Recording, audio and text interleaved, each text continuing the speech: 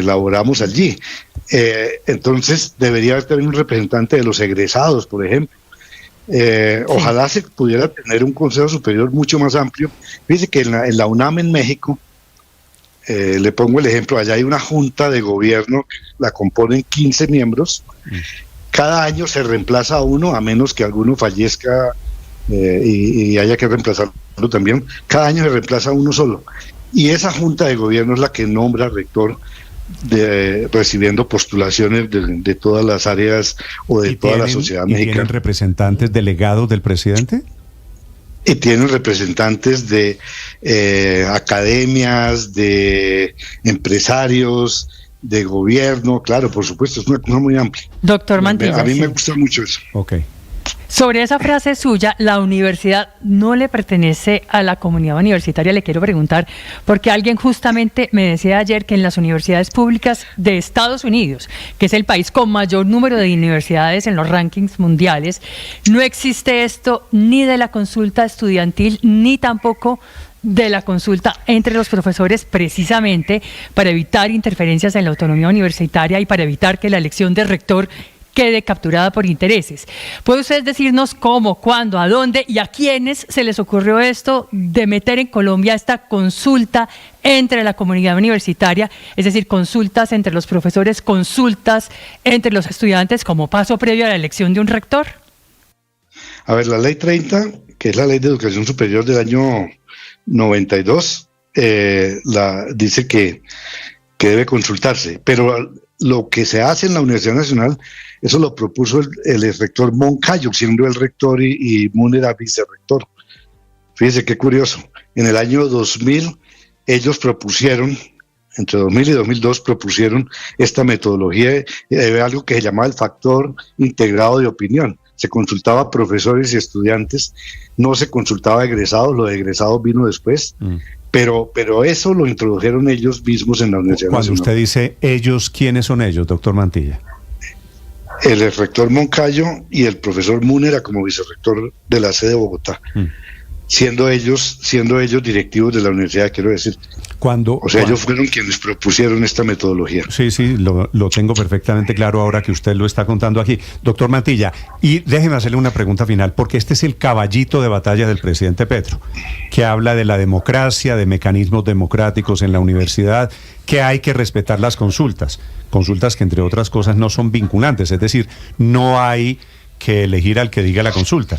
¿Qué piensa usted cuando usted oye al presidente Petro una y otra vez decir que el tema es de democracia dentro de la Universidad Nacional? Pues ese es un tema muy interesante para debatirlo, pero entonces, es decir, en la Universidad Nacional no se hace lo que diga el presidente, déjenos a nosotros llevar a cabo el debate y proponer si es necesario, si eso se impone. Se pueden cambiar los estatutos, no se necesita hacer nada más. Los estatutos se pueden cambiar y está la metodología para hacerlo previsto como en la Constitución colombiana, cómo cambiar artículos de la Constitución. Es lo mismo. Uno puede cambiar el Estatuto General de la Universidad mediante mecanismos que están establecidos claramente. Y ese sería un debate para llevar a cabo, y si la comunidad decide que debe haber elección directa, pues bueno, será, pero entonces para las próximas. No podemos a posteriori ir a aplicar esa norma.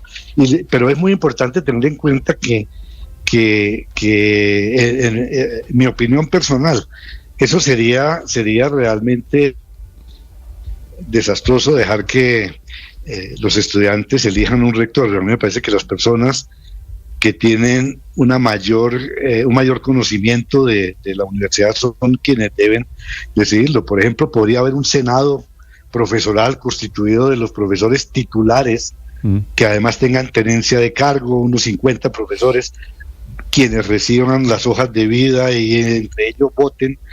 Pero no me parece que un estudiante que recién ingresa a un pregrado ya tenga el criterio suficiente como para que su voto tenga el mismo peso que el que tenga un profesor que lleva 30 o 40 años en la institución. Esa me parece un aporte muy interesante. Ha sido un gusto saludarlo y escucharlo esta mañana. Muchas gracias, Néstor. Gracias. Muchas gracias y un saludo. Muy amable. Es uno de los integrantes de los rectores el profesor Mantilla, Ricardo, que es la primera entrevista que da, que era integrante del Consejo Superior, al que ha renunciado a la espera de un fallo del Consejo. Fue rector de la Universidad Nacional antes de la doctora Dolly Montoya, y expone muy claramente un argumento que me parece muy interesante en 2 frases. La universidad no se rige por la democracia, sino por la meritocracia. No, esto es la respuesta y 2, claramente al presidente. La Petro. universidad no es solo de la comunidad. La universidad trasciende a la comunidad universitaria. Y esos 2 principios no los tiene en cuenta el presidente Petro. Son las 9 de la mañana, 5 minutos. Solamente Néstor, me falta decir, pero, Aurelio, que estamos hablando de una universidad supremamente exitosa. No es una universidad ni de garaje, ni una universidad fracasada. Es una universidad que había estado a pruebas de interferencias políticas. Por eso el valor de esta declaración del profesor Mantilla. Sí, yo creo que lo que dice el doctor Mantilla nos lleva a concluir que el gobierno de Petro ha violado de manera flagrante la autonomía universitaria y que la ministra tuvo una conducta totalmente equívoca, es decir, discutió el método, pero al final lo aceptó, participó. Usted acaba de escuchar. Sí, y votó, y de todo. Método, votó con el método, que es lo que cuestiona Néstor, hoy en día. pero una pequeña nota sobre algo que dijo el doctor Mantilla, y es que la Junta de Gobierno de la UNAM no tiene representantes del Estado.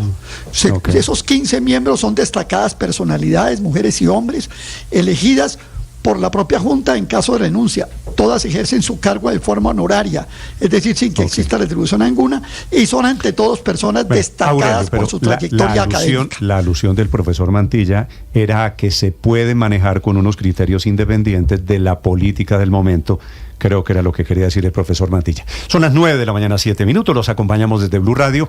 A propósito, está trinando esta mañana otra vez sobre la universidad, sobre el paro de maestros, sobre Chiquita Brands. En segundos, los mensajes de hoy del señor presidente.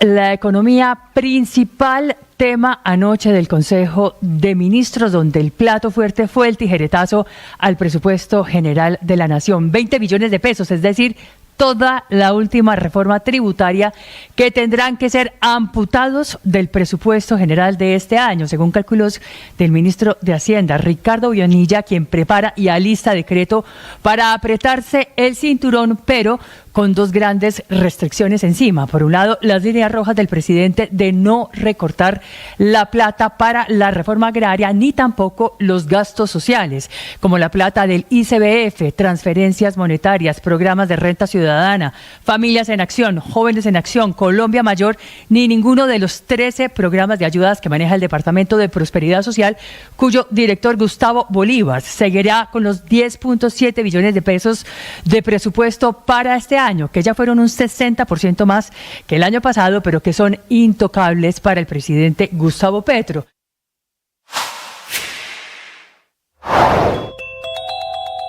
En América Latina, aterrizándolo a nuestro continente, porque esa es la última parte del mensaje del presidente Petro, el desafío está frente a los autoritarismos y el populismo, tanto de derecha como de izquierda, que viene en ascenso. Venezuela, Nicaragua, Cuba, Bolivia por el lado de la izquierda, y Argentina y El Salvador, entre otros, por el lado de la derecha. El presidente Petro dice en su cuenta de Twitter anoche que el faro de la democracia está ahora en América Latina, pero si miramos la balanza, la democracia pareciera en riesgo tanto en Europa como en América Latina por cuenta del populismo. Por eso, tanto el presidente Petro como todos los líderes políticos en Colombia deben hacer un compromiso por dejar de seguir erosionando la confianza ciudadana en los principios democráticos. Un buen punto de partida sería no estigmatizar a los ciudadanos que no son de izquierda y critican las políticas del gobierno actual, y en lugar de eso, escucharlos y construir propuestas inclusivas para todos los colombianos.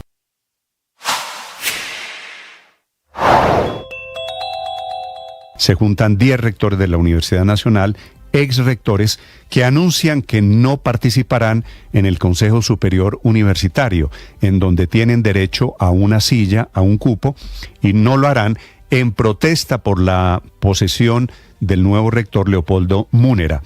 Dicen ellos, los rectores de la Universidad Nacional, que van a esperar a la decisión judicial de rigor que debe ser un fallo del Consejo de Estado para decidir quién en esta batalla alrededor de la Nacional tiene razón. Le envían anoche, rectores todos, una carta a la ministra de Educación, Aurora Vergara, en la que se quejan por la manera como nombraron al rector y como sacaron al anterior, que era el profesor Peña, a quienes ellos consideran legítimo.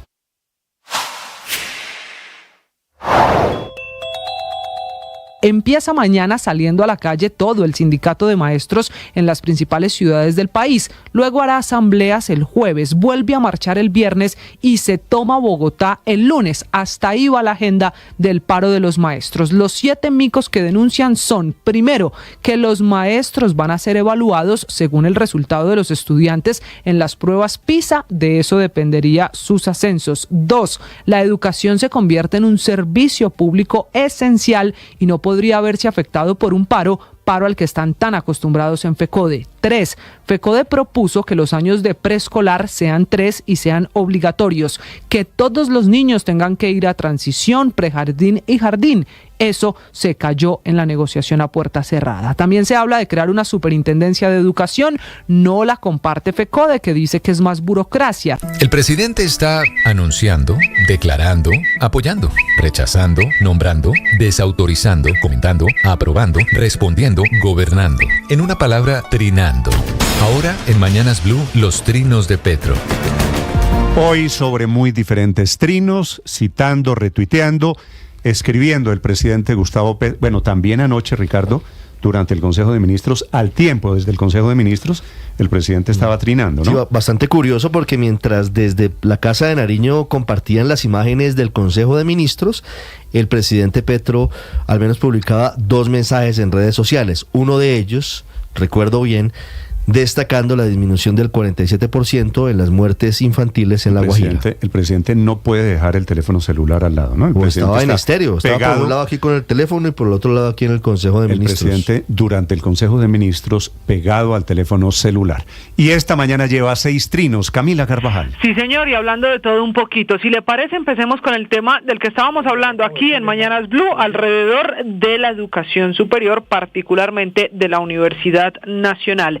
Escribe el presidente Gustavo Petro: increíble que un candidato gane en todos los estamentos de la universidad. El gobierno acompañe esa decisión y ahora seamos los culpables del rechazo a una decisión ilegítima del Consejo Superior Universitario. Yo creo que la universidad es la luz de la democracia, o no enseñará democracia a la sociedad, fue el primer mensaje, hablando de educación superior, del presidente Gustavo Petro. También habló de educación, pero de lo que nos espera a partir de mañana en el país, Néstor, del paro de maestros de FECODES, eso sí, sin hablar directamente del sindicato de maestros. El presidente Petro escribió un mensaje en Twitter: en el gobierno de Pastrana, cuando decidieron eliminar el artículo constitucional que decía que los presupuestos de la educación crecerían más que proporcionalmente los ingresos de la nación, desde allí la desfinanciaron. Y en este, que es un largo mensaje, tiene al menos 3 párrafos, dice que al final los seres humanos no compiten, los seres humanos nos solidarizamos entre nosotros. La creencia de una competencia humana permanente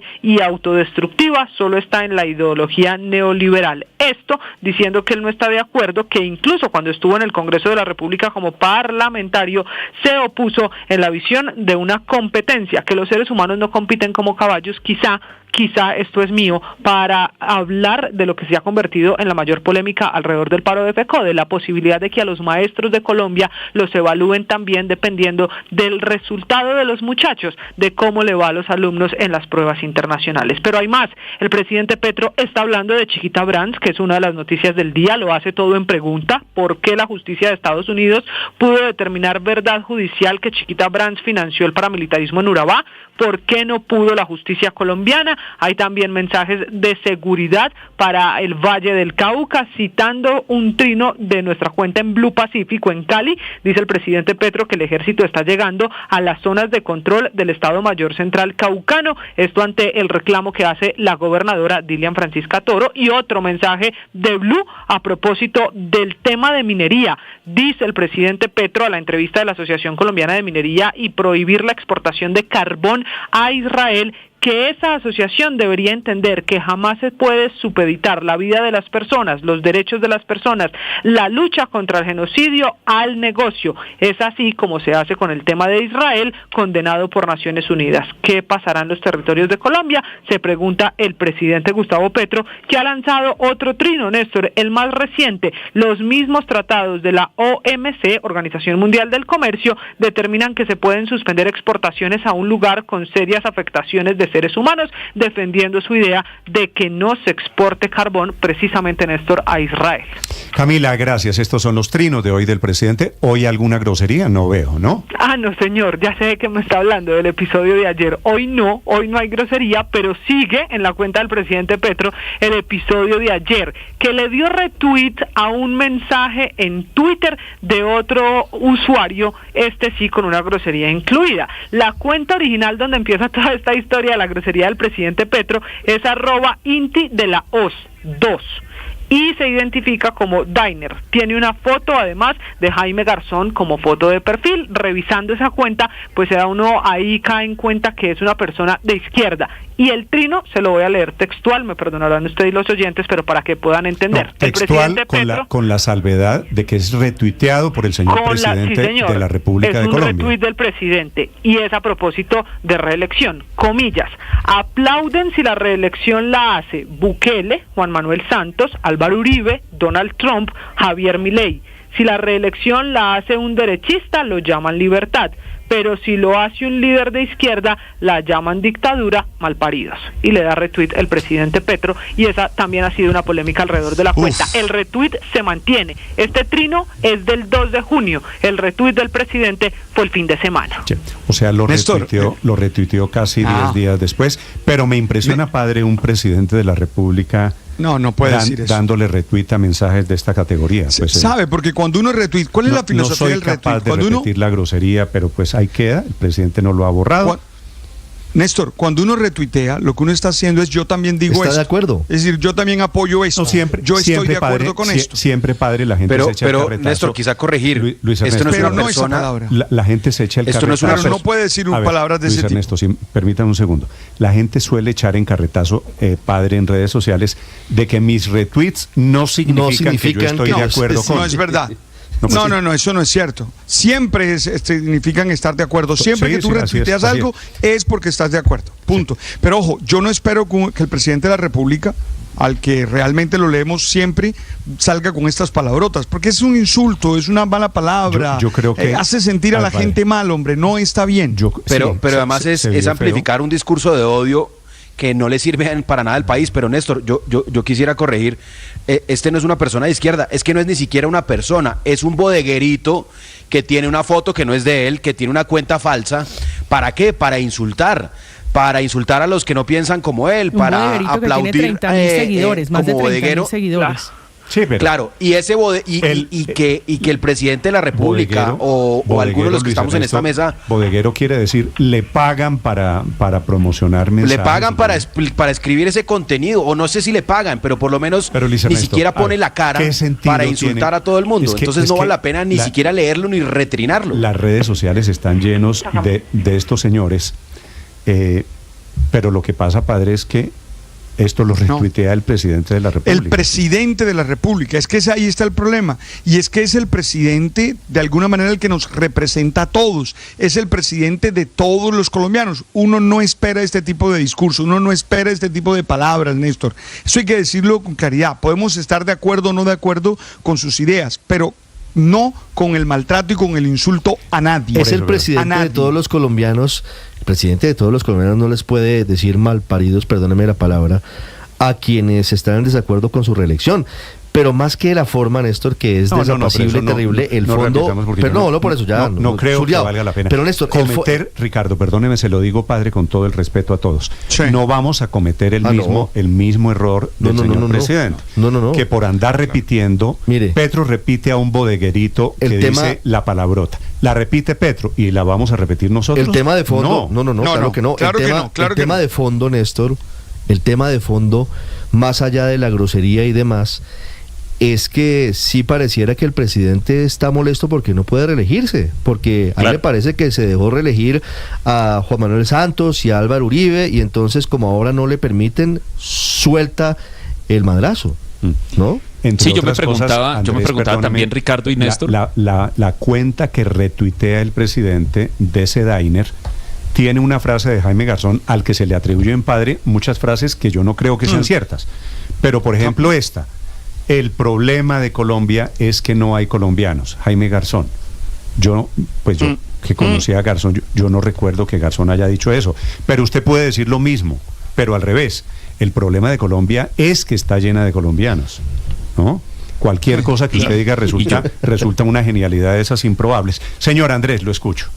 Y yo no sé, Néstor, hacia dónde va el presidente con ese argumento, si él realmente cree en ese argumento, o cuál es la intención de andar diciendo eso, de que la reelección de Bukele se aplaude, que la reelección de otros se aplaude, y en cambio si la reelección la busca la izquierda es una dictadura. Pues yo no sé de dónde saca eso, porque creo que si algo hemos dicho, no solo en este micrófono. La reelección está prohibida en Colombia para Gustavo Petro y lo estuvo está para prohibida Duque, en Colombia, claro, para el que venga. Hay una prohibición constitucional. Y además, los comentarios que yo he oído, no solo en este medio, sino en muchos otros, sobre Bukele, con excepción de lo que puedan decir por ahí unas ciertas personas de la derecha radical colombiana, son todos muy fuertes y desaprobatorios. Aquí nadie, por ejemplo, ha aplaudido las medidas de Bukele con sus megacárceles y con las detenciones sin debido proceso y todo eso. Entonces yo no sé si hacia dónde va ese argumento y si es una manera de empezar a suavizar un poco el terreno para ambientar la idea de reelección. Que el mensaje del presidente, Ricardo, está lleno, tiene unas diferencias grandísimas. La reelección de Bukele es muy diferente a la reelección del señor Trump en Estados Unidos. En Estados Unidos se han reelegido todos, casi todos, con una excepción tal vez Nixon. Y aquí no es inmediata, aquí hay un periodo de por medio. En caso de que llegara a ser reelegido Donald Trump, sería un periodo después de que hay otro presidente. Pero Biden aspira a la reelección. Sí, claro. Obama fue reelegido. Clinton fue reelegido. Reagan fue reelegido. Es la norma, de hecho. Bush fue reelegido. De hecho, es más común que en Estados Unidos se elija el presidente. Milley lleva 6 meses. Milley no se ha reelegido porque Milley acaba de comenzar el gobierno en diciembre pasado. Bukele modificó la Constitución de una manera bastante controvertida, es cierto. En Colombia se abrió la discusión y en su momento se abrió la reelección. Y así fueron reelegidos Néstor, Álvaro Uribe y Juan Manuel Santos. Así que Juan Manuel Santos, después de ser reelegido, es cierto, promueve el cierre de la reelección. Para cerrar el tema, Daniel, solamente puedo decir, ojalá lo del presidente Petro, lo de las vulgaridades que retuitea, no se vuelvan costumbre o hayan sido, por otro lado, un descuido. Es posible que el presidente quisiera pensar de la mejor manera, leyó la primera parte del trino y no leyó la vulgaridad de la última parte del trino. Que es a lo que me quiero referir, Néstor. Más allá de la vulgaridad, lo que está retuiteando el presidente es una señal clarísima de que él sí está buscando la reelección, a pesar de que algunos quieran decir que no. Claro, porque es un tuit a favor de la reelección de Gustavo Petro. Él mismo lo retuitea, ahí está básicamente confesándose que sí va a buscar alguna vía. Ojalá sea la de vía legal, esperemos que sea la vía legal, de un cambio a la Constitución pasado por el Congreso de la República y no a través de las calles y presionar con violencia al Congreso de la República, a las altas cortes. Ojalá sea por la vía legal, si lo va a buscar. María Consuelo, usted que estuvo en el mundo de la diplomacia, en el mundo de las buenas formas, en el mundo de las maneras, pues un trino de estos y yo sí defiendo la forma siempre. Hace quedar muy mal al señor presidente. Total, pero además, o sea, un presidente en desde su cuenta diciendo malparidos, perdonen la palabra, queda él peor, él es la noticia con sus groserías. Claro, pero además es totalmente contradictorio en el fondo, precisamente por esa carencia de formas, porque fíjese que el hilo conductor de todos los trinos, que son una especie de salpicón de temas, siempre tiene la democracia como defensa. Y cuando uno dice, al final del día, ¿qué es la democracia? Es respetar reglas ciertas con resultados inciertos. Y parece que lo que el presidente quiere es lo contrario, cambiar esas reglas después de que el resultado no es lo que a él le gusta, como en el caso de la Universidad Nacional. Entonces, finalmente ya no le gusta que exista la regla en Colombia de que no haya reelección, y lo que quiere es reelección para sí mismo, quiere cambiar el resultado de la Universidad Nacional a lo que cueste, precisamente porque no fue el candidato que él prefería. Cada vez, Luis Ernesto, que el presidente habla de la posibilidad de una reelección, siempre suele tener la misma frase: yo no soy un adicto al poder como Santos o como Uribe. Yo supongo... Pero lo dice con rabiecita, como si, ¿por qué ellos sí y yo no? O sea, es una cosa además ambigua, porque no lo descarta de plano, sino que siempre está dando lugar a que es el pueblo, entonces lo que el pueblo decida de alguna manera para ampararse después en que su reelección o su permanencia en el poder va a ser por cuenta de que el pueblo... Dejemos ahí al presidente Petro con sus trinos. Hoy lleva 6, más que por alguna razón no lo ha borrado. La novedad, Néstor, es que volvió, que habilitó las respuestas. El presidente Petro había hace 5 días deshabilitado la posibilidad de responderle los trinos. Ya se le puede responder al presidente Gustavo Petro. Porque además el alcance de todos los trinos del presidente se bajó sustancialmente cuando no se le podía responder. Pero Néstor, mire, esto no es un problema de la derecha que le impide al presidente reelegirse. Es la Constitución de Colombia la que impide que se reelija no solo Petro, cualquier presidente. Eso se acabó, esa posibilidad, y creo que es sano para el país. Y en esto estoy con Mara Consuelo, es que en política las formas son de fondo. Cuando las formas y este tipo de insultos hacen carrera, pues se pierde la esencia realmente de poder debatir en medio de la diferencia y convivir en medio de la diferencia. Es un insulto de esos en donde el insultante, el que insulta, padre, es el tema de conversación. Sí. Y el insulto habla más del que lo profiere que de los que lo reciben. Pero son Néstor, las 9 de la mañana. No está bien eso. Anda como ganso, grazna como ganso. ¿Qué será? Ganso. ¿Ganso o reelección? Esto es una prueba más de que está interesado en la reelección. Yo en eso coincido con Daniel. Es que estamos hablando de esto ya hace rato. Es decir, cuando usted le dice, vea, todos los que no quieren que yo me reelija son unos tal por cual, pues, hombre, ¿de qué más vamos a hablar? ¿Usted cree que eso es confesión? Es evidente. Pero Aurelio, es que él puede, yo también quiero ir a la luna, pero no puedo, no clasifico. El presidente Petro quiere ir no a le la puedo luna. echar la madre. No le puedo echar la madre a los que no quieran, no quiere que yo vaya a la luna. No, pero además, si yo me pongo a insultar a los de la NASA, menos probable hay de que vaya a la luna, ¿verdad? 9 de la mañana, 27 Néstor, minutos. La última, Daniel. El retweet con la grosería de Gustavo Petro dice más de Gustavo Petro de quienes ese tweet quería insultar, yo creo. Esa palabra dice más de Gustavo Petro de quienes quería insultar con el tuitero. Estás escuchando Blue Radio.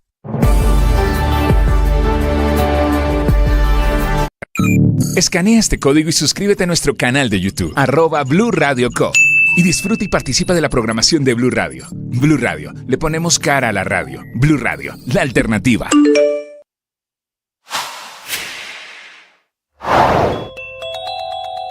Surgen esperanzas de alguna clase de tregua, de un acuerdo en el Medio Oriente. Está en Tel Aviv el secretario de Estado norteamericano Anthony Blinken y ya tiene el sí de Hamás y aparentemente también el sí del primer ministro Netanyahu para un acuerdo, un alto al fuego. A las agencias internacionales llegó un mensaje de un funcionario de Hamás diciendo que ellos aceptaban la resolución de alto al fuego de Naciones Unidas y que estaban dispuestos a negociar los detalles. Pero la otra gran duda, Néstor, es qué es lo que dice el gobierno de Benjamín Netanyahu. Recordemos, el fin de semana se fue el más moderado de los miembros del gabinete de guerra, Benny Gantz, y con ello Benjamín Netanyahu quedaba a merced de los más ultranacionalistas dentro de su gobierno, aquellos que lo han amenazado con derrocarlo si acepta ese acuerdo con Hamás. Bueno, lo que dice Anthony Blinken es que ya se reunió con él y que le dijo que apoyaba la proposición del presidente Biden.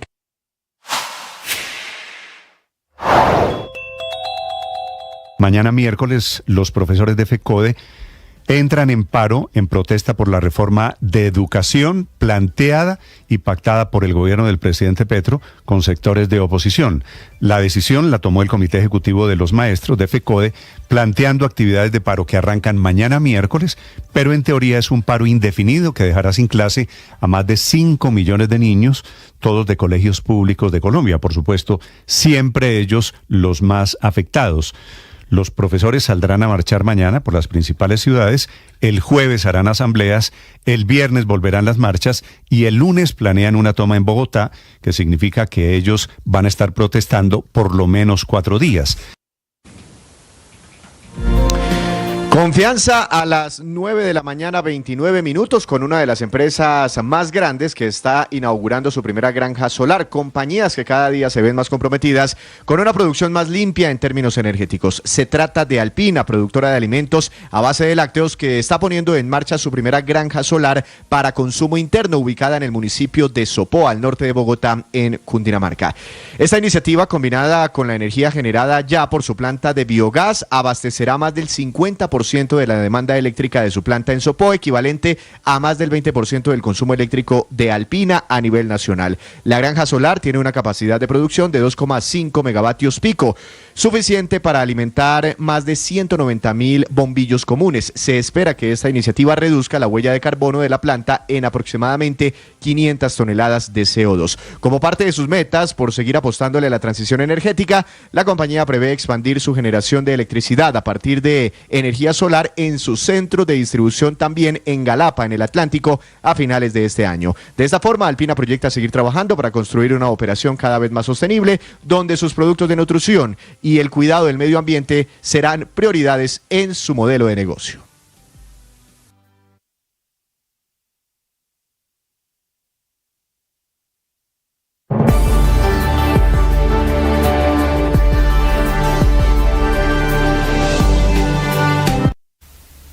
Nueve de la mañana, 31 minutos. 8 de cada 10 empresas en Colombia que están planeando aumentar e incrementar su presupuesto de inteligencia artificial.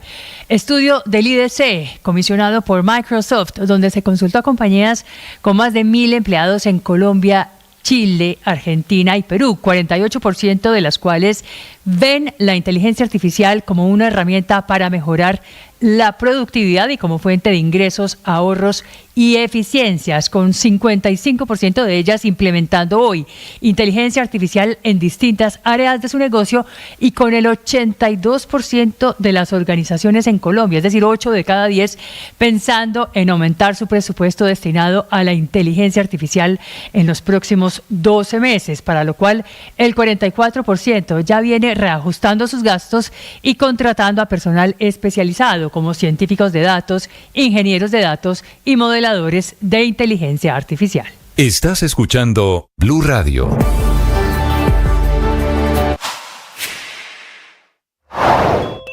Para ser feliz, tienes que aprender a perdonar. No puedes vivir del rencor, del resentimiento. Está bien, te hirieron. Eso causó una reacción tuya de ganas de desquitarte. No se te ha olvidado. Pero eso, si permanece en tu corazón, te hace daño a ti. Hay que vivir esa emoción, liberarse de ella e iniciar un proceso de reconciliación con uno mismo y con los otros si es posible. Lo importante es amar. Lo importante es tener ganas de vivir y echar para adelante. Radio, la alternativa. En momentos en que se abre o parece abrirse espacio, una nueva tregua, un alto al fuego entre el gobierno de Israel y en la Franja de Gaza, se están conociendo datos aterradores sobre estos 8 meses de guerra. Han muerto 13.000 niños, la cuota más alta de los civiles afectados por la guerra en el Medio Oriente. Silvia Carrasco.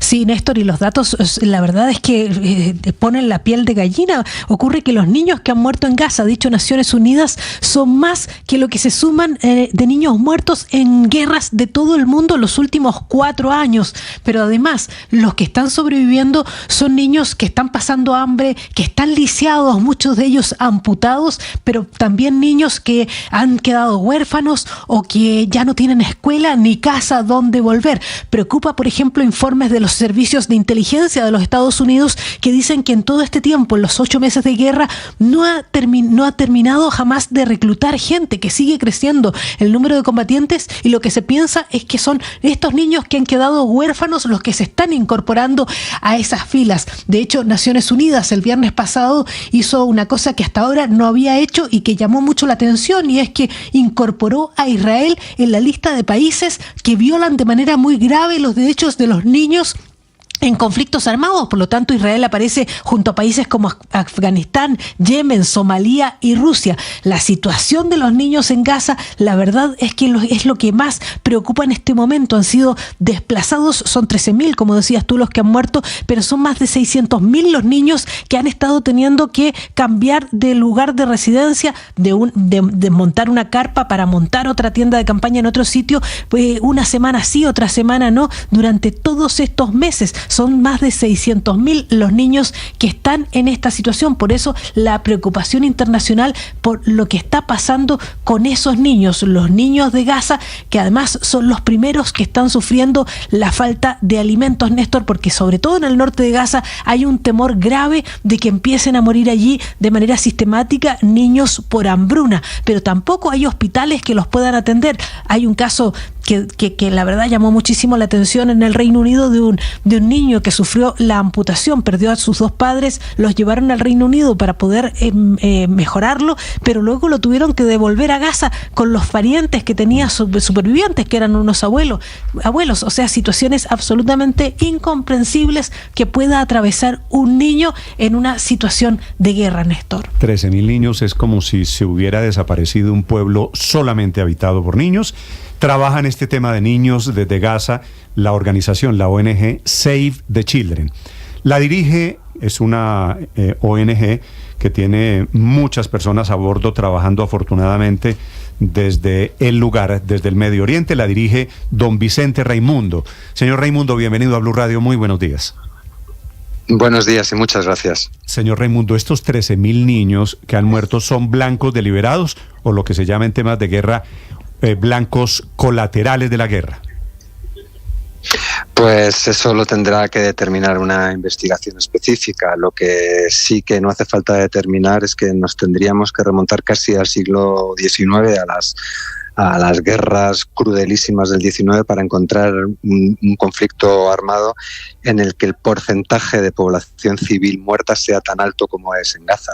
La cifra más conservadora es que 2 de cada 3 personas que han muerto desde el 7 de octubre en Gaza eran mujeres y eran niños. Esa es la más conservadora. Hay quien la sube hasta el 70 al 80%.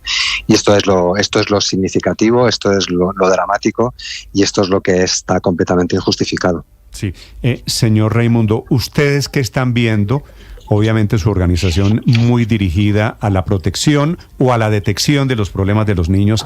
¿Qué están viendo esta mañana en Gaza sobre la posibilidad de que termine la tragedia o sobre la posibilidad de sacar a los niños de la tragedia? A ver, creo que han hecho una descripción muy precisa de cuál es la realidad de ser niño en Gaza. Es muy difícil poder decir que es el peor lugar del mundo para ser niño, pero si Gaza hoy en día no es el peor lugar del mundo para ser niña o niño, debe ser el segundo o el tercer peor lugar. Es decir, hemos normalizado un nivel de destrucción, una intensidad de ataques, un número de heridos, fallecidos, muertos y destrucción de toda la infraestructura que mantiene con vida a una persona, por supuesto más a un niño, que son mucho más vulnerables, que nos debería llamar mucho la atención, ¿no? Después de esos 8 meses. Si después de la resolución del Consejo, si después de las peticiones de la comunidad internacional vamos a tener un alto el fuego duradero que nos permita hacer el trabajo humanitario, yo no lo sé. Lo que sí que sé es que llevamos semanas con cada vez menos ayuda humanitaria pudiendo entrar en la franja, con el hambre extendiéndose, con los hospitales dejando de funcionar, con el agua cada vez menos potable, con las personas cada vez más desplazadas. Es decir, la situación va a peor, no va a mejor. Señor Raimundo, le pregunto sobre exactamente la tarea que ustedes cumplen, porque hay una queja permanente de la falta de acceso a Gaza. Ustedes han estado permanentemente preocupados de lo que ocurre, de la atención de la gente allí, de los niños. ¿Cómo ha cambiado la situación de Save the Children antes de la guerra y ahora en la guerra? Nosotros Save the Children lleva trabajando desde el año 53 en Gaza, o sea que tenemos un poco de perspectiva para poder ver cómo ha evolucionado la situación. Antes del 7 de octubre existía una población que era altamente dependiente, un 80%, altamente dependiente de asistencia humanitaria internacional, y esta asistencia la gestionaba y la manejaba sobre todo las Naciones Unidas. Bueno, después del 7 de octubre ese orden, por muy inestable o precario que fuera, ese orden desaparece. Y lo que vemos es que si entraban antes una media de 500 camiones al día en Gaza, en los últimos días no han entrado ni 100. ¿Qué es lo que estamos viendo?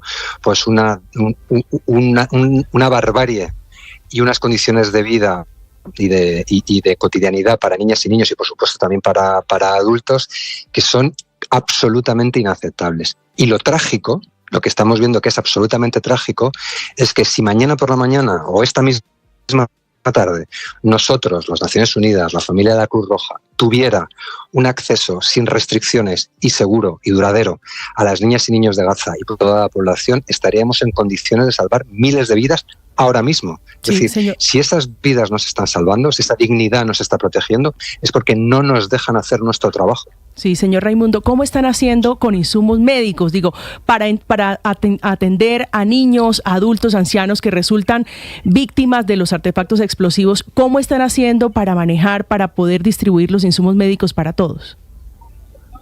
En estos momentos los insumos médicos no están entrando prácticamente en Gaza y se están haciendo intervenciones quirúrgicas sin anestesia. Las mujeres que dan a luz se les permite dar a luz en un hospital, pero según dan a luz se las manda de vuelta a su casa. Es decir, se está haciendo lo que se llama medicina y cirugía de guerra con los medios más precarios que jamás ha tenido una guerra en los últimos años. Y no nos olvidemos de las personas que dan enfermos crónicos. El diabético no puede estar con su insulina, los neonatos no pueden estar en una incubadora. Es decir, hay muchísimas muertes colaterales que se producen por esta alteración tan exagerada y tan brutal del sistema sanitario, la destrucción absoluta y sistemática. Señor Raimundo, hace unos días usted dijo una aseveración tremendamente drástica. Dijo, nacer hoy en Gaza es nacer muerto.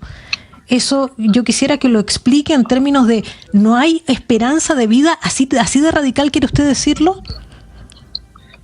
Antes del 7 de octubre, nacer en Gaza era nacer casi sin futuro. ¿Qué quiero decir con esto? Con una posibilidad prácticamente nula de poder salir de un territorio que está superpoblado, de un territorio cuyas fronteras no controlan los habitantes de ese territorio, y tu expectativa de vida, de tener una vida plena, es decir, poder realizar tus sueños y tus ilusiones, como pueden tenerlo mis hijos, ya no existía. Es decir, ya era nacer de alguna manera un poco muerto en vida, o sea, no es muerto físicamente, pero era vivir por otro y una vida que tú no querías.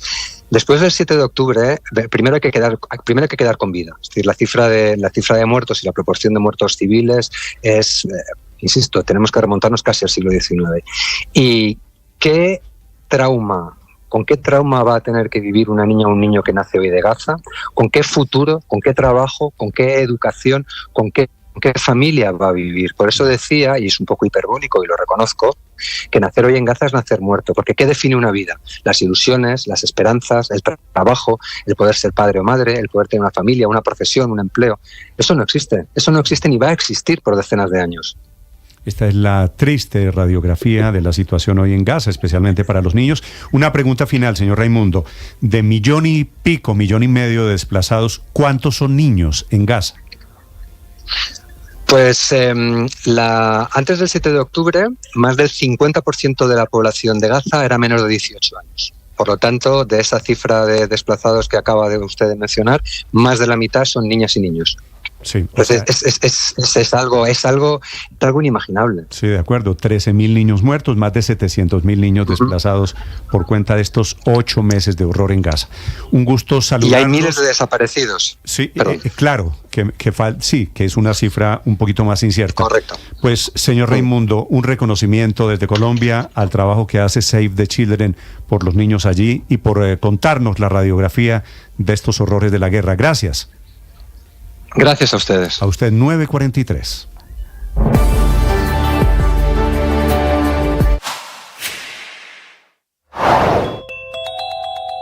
Mientras el presidente Petro se ocupa y se preocupa por lo que pasa en otros países, en Colombia la disidencia y en general el orden público siguen saliéndosele de las manos. La disidencia de las FARC está desatada. Todo el fin de semana tuvieron agenda terrorista en los departamentos del Cauca y Valle del Cauca. La última escalada comenzó en el corregimiento de Robles, en Jamundí, donde hicieron explotar un carro bomba muy cerca de una subestación de policía que era el blanco de este ataque, que por fortuna no dejó víctimas ni personas lesionadas, pero sí causó daños materiales en algunas viviendas cercanas al lugar de la detonación. Producto de este hecho, habrá, o por lo menos ese fue el anuncio de la gobernadora Dilian Francisca Toro, un batallón de alta montaña para hacerle más frente a esta disidencia. Minutos después, casi que de manera simultánea, los mismos disidentes atacaron con explosivos el Comando Central de la Policía en Popayán. Para este ataque usaron una volqueta que estaba parqueada a pocos metros de ese comando de policía para lanzar 2 de los explosivos desde una rampa. Por este ataque, que dejó un policía herido esta mañana, las autoridades ofrecen 50 millones de pesos de recompensa por información que ayude a esclarecer este hecho y otros que tienen que ver con ataques con arma de fuego contra policías.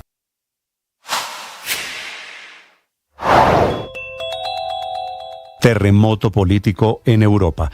El presidente Macron convocó a elecciones anticipadas, se cayó el gobierno de Bélgica, por lo que el presidente Petro ha llamado todo un trino desatinado, lleno de falta de rigor, ha llamado el triunfo, el ascenso del nazismo en Europa. Las consecuencias de las elecciones de este fin de semana han sido varias, ustedes lo decían, la caída del gobierno en Bélgica y la convocatoria de elecciones en Francia pueden que sean las más importantes. De hecho, en Francia están pasando muchas cosas en este preciso instante. Acaba de conceder una entrevista a los medios de comunicación allí, a una emisora de radio, el líder de los republicanos, del principal partido de derecha, Éric Ciotti, y acaba de abogar por una situación que no se ha visto nunca en la República Francesa, y es que todos los partidos de derecha, incluido el partido Reagrupación Nacional, el partido de Marine Le Pen, el partido de extrema derecha, el ganador de las elecciones de este fin de semana, se agrupen bajo una única candidatura para las próximas elecciones del 30 de junio. Ya los partidos de izquierda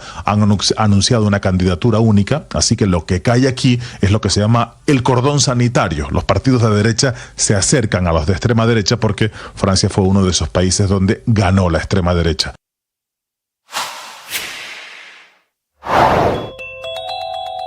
La economía, principal tema anoche del Consejo de Ministros, donde el plato fuerte fue el tijeretazo al presupuesto general de la Nación. 20 billones de pesos, es decir, toda la última reforma tributaria que tendrán que ser amputados del presupuesto general de este año, según cálculos del ministro de Hacienda, Ricardo Bonilla, quien prepara y alista decreto para apretarse el cinturón, pero con 2 grandes restricciones encima. Por un lado, las líneas rojas del presidente de no recortar la plata para la reforma agraria, ni tampoco los gastos sociales, como la plata del ICBF, transferencias monetarias, programas de renta ciudadana, Familias en Acción, Jóvenes en Acción, Colombia Mayor, ni ninguno de los 13 programas de ayudas que maneja el Departamento de Prosperidad Social, cuyo director Gustavo Bolívar seguirá con los 10.7 billones de pesos de presupuesto para este año, que ya fueron un 60% más que el año pasado, pero que son intocables para el presidente Gustavo Petro.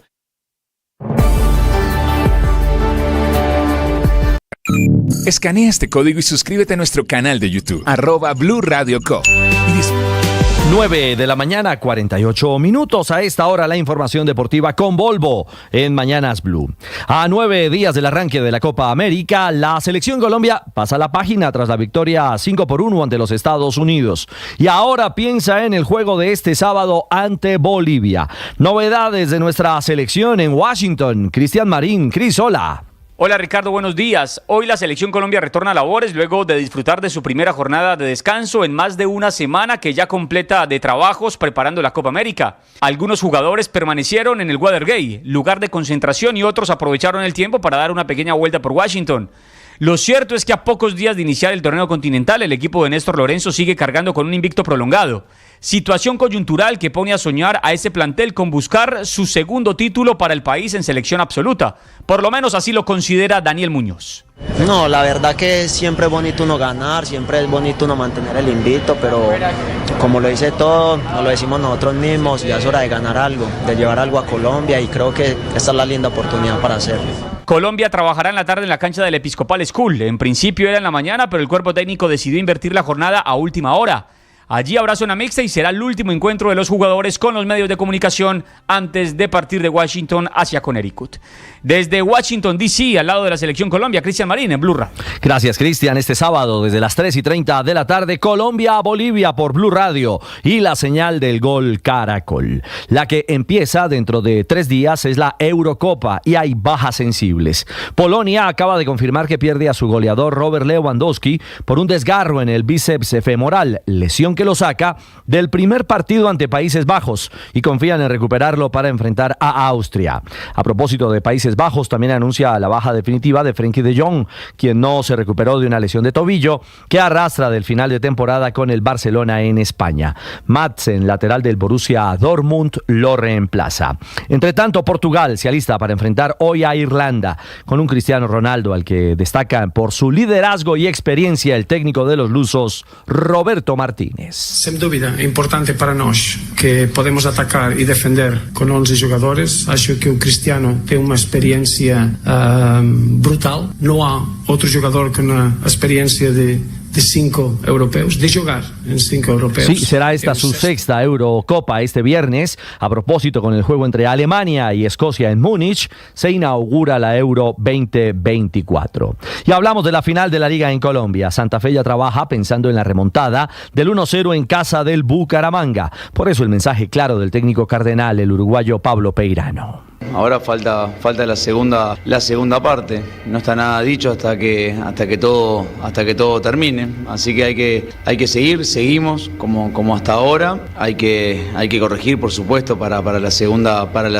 parte. Pero estamos bien, estamos con la confianza igual, intacta. Y para la segunda parte, Atlético Bucaramanga, que hoy tendrá su penúltimo entrenamiento en casa, se alista para viajar mañana a Bogotá. El técnico leopardo, Rafael Dudamel, y su mensaje al corazón y la fe de la afición santandereana. Sí, nuestro lema ha sido a lo largo del semestre: soñemos juntos. Y cuando tú tienes sueños bonitos, ¿por qué tienes que pararlos? Y mientras nosotros estemos acá, siempre va a ser esa nuestra invitación, el caminar juntos, el seguir soñando y plantándonos ante grandes objetivos. Santa Fe, Bucaramanga, con hinchas de los dos equipos. Así lo anuncia el alcalde de Bogotá, Carlos Fernando Galán. Yo le he pedido al equipo, digamos, del distrito que está presente en esta comisión, es una comisión que yo presido como alcalde de Bogotá, que ratifiquemos esta decisión para que sí puedan venir los hinchas y estar en el estadio. Los hinchas del Bucaramanga, como se ha acordado, será en la tribuna noroccidental del estadio. Y de ratificarse en las próximas horas, serán 1,000 los aficionados leopardos en el Campín este sábado a la gran final de la Liga, desde las 6 de la tarde a través de Blue Radio. Pausa y hablamos de la B en Colombia. Escanea este código y suscríbete a nuestro canal de YouTube, @Blue Radio Co. Y disfruta y participa de la programación de Blue Radio. Blue Radio, le ponemos cara a la radio. Blue Radio, la alternativa.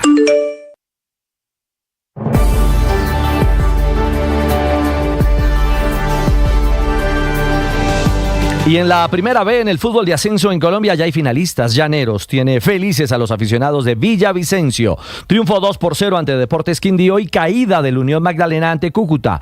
Así consiguió su tiquete directo a la final. Su técnico Martín Cardetti. Mirá, la fe siempre estuvo, las posibilidades siempre estuvieron. Mientras tuviésemos 1%, como decís vos, siempre íbamos a estar con esa fe intacta de nosotros ganar y esperar ese milagrito que pasó. Así que eso estaba todo muy bien. Y el milagrito pasó, el rival de Llanero será Orso Marzo. El club que juega en Palmira también sueña con su primer título en la B. La final de la B comenzará en Palmira y se cerrará en Villavicencio. Y la noticia del día en el ciclismo mundial, el retiro de Nairo Quintana del Tour de Suiza.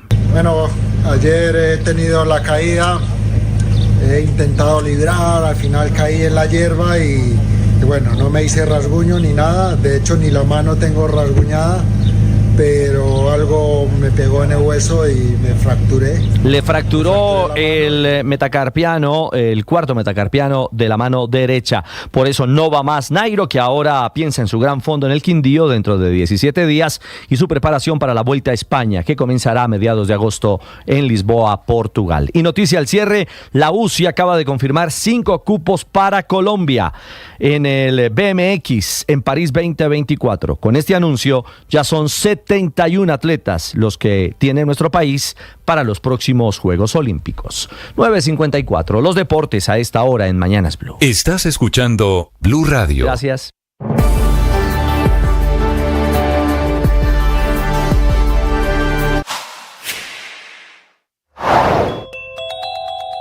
En América Latina, aterrizándolo a nuestro continente, porque esa es la última parte del mensaje del presidente Petro, el desafío está frente a los autoritarismos y el populismo, tanto de derecha como de izquierda, que viene en ascenso. Venezuela, Nicaragua, Cuba, Bolivia por el lado de la izquierda y Argentina y El Salvador, entre otros, por el lado de la derecha. El presidente Petro dice en su cuenta de Twitter anoche que el faro de la democracia está ahora en América Latina, pero si miramos la balanza, la democracia pareciera en riesgo tanto en Europa como en América Latina por cuenta del populismo. Por eso, tanto el presidente Petro como todos los líderes políticos en Colombia deben hacer un compromiso por dejar de seguir erosionando la confianza ciudadana en los principios democráticos.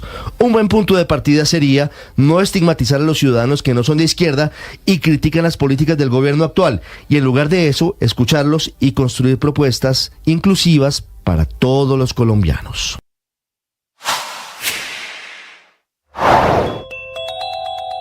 Se juntan 10 rectores de la Universidad Nacional, ex rectores, que anuncian que no participarán en el Consejo Superior Universitario, en donde tienen derecho a una silla, a un cupo, y no lo harán en protesta por la posesión del nuevo rector Leopoldo Múnera.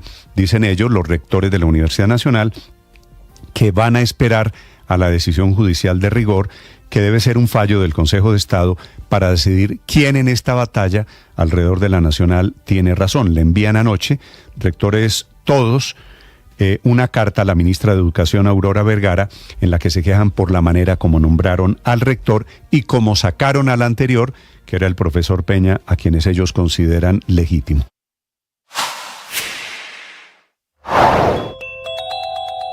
Empieza mañana saliendo a la calle todo el sindicato de maestros. Si acaba de llegar a Blue Radio, esto es lo que está pasando y lo que se ha perdido.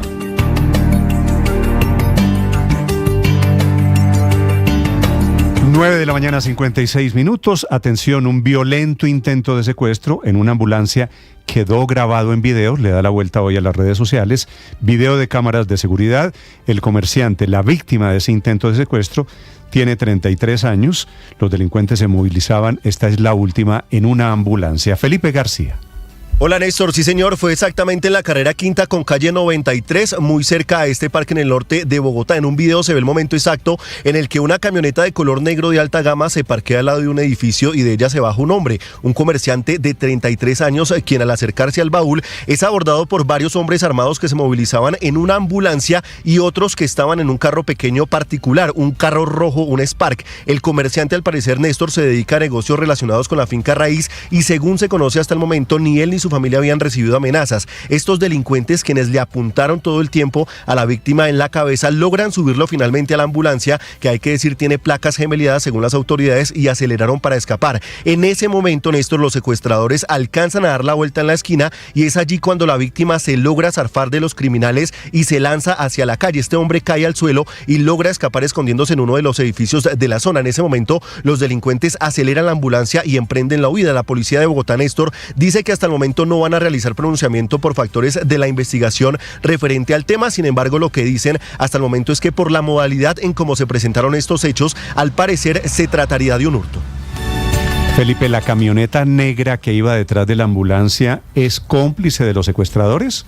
Sí, señor. Al parecer, la camioneta y el Spark rojo tienen que ver con el secuestro. Del Spark rojo también se baja un delincuente que le apunta en la cabeza a la víctima y también ayuda a subirlo a la ambulancia. ¿La ambulancia es de verdad o es una ambulancia montada para el secuestro o se la robaron?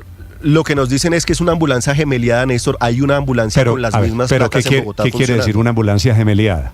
Es decir, la armaron y le copiaron las placas a una ambulancia que sí existe en Bogotá. O sea, es una ambulancia que no es ambulancia. En efecto, sí, señor. Muy bien, Felipe. Mara Camila, esta no la habíamos visto. No, esta no la habíamos visto, Néstor. 93 con Quinta, calle 93 con Quinta en Bogotá. 33 años tiene ese muchacho, se dedica a los negocios de bienes de finca raíz. Es una cuadra arriba de la séptima, ¿verdad? Sí, señor. Allí está, mire cómo se baja, son 3 carros involucrados. Felipe. Sí, señor. ¿Es dónde exactamente? ¿Una cuadra arriba de la séptima? 2 cuadritas arriba de la séptima, Néstor, sí señor, en la quinta. Los delincuentes suben por la séptima y ahí es cuando abordan al señor de la camioneta negra de alta gama. Sí, allí puede estar el metro cuadrado más caro de Bogotá, seguramente vamos a conocer el nombre. No tenía amenazas, Néstor. El muchacho de 33 años, le repito, tenía negocios de finca raíz y de momento que se conozca no tenía amenazas, ni él ni su familia. Un dramático video que demuestra el nivel de inseguridad al que hemos llegado en Bogotá. Están evacuando en París esta mañana el Palacio de Versalles por una columna de humo que sale de uno de sus edificios. Enrique Rodríguez. Ya hay una importante presencia allí en ese palacio de los bomberos de la capital francesa de París, pero por el momento no hay un motivo claro para saber qué es lo que ha pasado en el palacio. Lo que sí, según los medios franceses parece claro, es que el incidente ha sido ya controlado. Como decías, hace algo menos de una hora, una fuerte columna de humo blanco salía de uno de los bloques de los edificios del palacio. Ha sido inmediatamente evacuado de todas aquellas personas que lo estaban visitando. Recordemos que es uno de los monumentos más visitados de toda Francia. Esas personas han sido sacadas al patio central del Palacio de Versalles y hasta allí se han desplazado los bomberos. Recordemos que el Palacio de Versalles comenzó a construirse en el siglo XVII, cuando el rey Luis XII decidió construir un pabellón de caza en ese lugar donde se encuentra hoy a unos 19 kilómetros del centro de París, Néstor. Enrique, gracias. Son las 10 en punto. Petición del Ministerio de Hacienda que los ministerios, que sus colegas recorden entre el 5 y el 6% de sus gastos para cuadrar cuentas.